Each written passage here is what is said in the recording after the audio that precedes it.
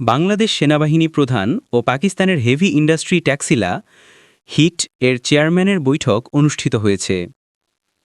বাংলাদেশ সেনাবাহিনী প্রধানের সঙ্গে পাকিস্তানের প্রতিরক্ষা খাতের অন্যতম বৃহৎ প্রতিষ্ঠান হেভি ইন্ডাস্ট্রি ট্যাক্সিলা হিট এর চেয়ারম্যানের গুরুত্বপূর্ণ বৈঠক অনুষ্ঠিত হয়েছে। বৈঠকে সামরিক সহযোগিতা, প্রতিরক্ষা শিল্প উন্নয়ন এবং ভবিষ্যতে সম্ভাব্য যৌথ প্রকল্প নিয়ে আলোচনা হয়। হেভি ইন্ডাস্ট্রি ট্যাক্সিলা পাকিস্তান সেনাবাহিনীর জন্য ট্যাঙ্ক, আর্মার্ড পার্সোনেল ক্যারিয়ার বা এপিসি, আর্টিলারি প্ল্যাটফর্ম সহ ভারী সামরিক সরঞ্জাম তৈরি করে থাকে।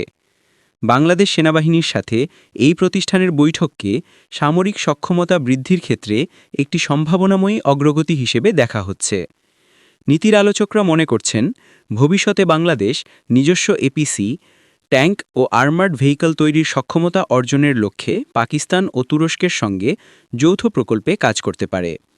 আঞ্চলিক নিরাপত্তা পরিস্থিতি, বিশেষ করে ভারত ও মিয়ানমারকে বিবেচনায় রেখে দেশের প্রতিরক্ষা শিল্পকে শক্তিশালী করার বিকল্প নেই বলেও বিশেষজ্ঞদের মত।